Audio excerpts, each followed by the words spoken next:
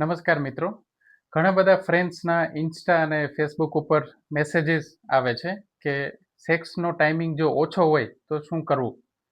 તો આના માટે સિમ્પલ છે. એક તો આપણે ઓછો કોને કહેવાય એ સમજવું જરૂરી છે કે જે લોકોને 3 મિનિટ કે એનાથી ઓછો સેક્સ ચાલતો હોય તો એને આપણે પ્રી મેચ્યોર એટલે કે શીઘ્રપતન કહેતા હોઈએ છીએ. અને જો આ તકલીફ હોય તો એના બે સિમ્પલ સોલ્યુશન છે.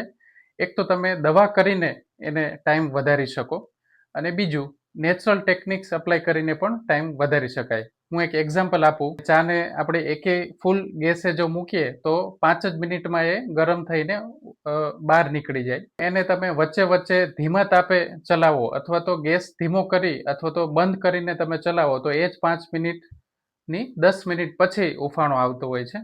તો આવી રીતે સેક્સને બ્રેક કરવાથી એટલે કે ધીમે ધીમે આગળ વધવાથી પણ ટાઈમ વધી જતો હોય છે. Thank you.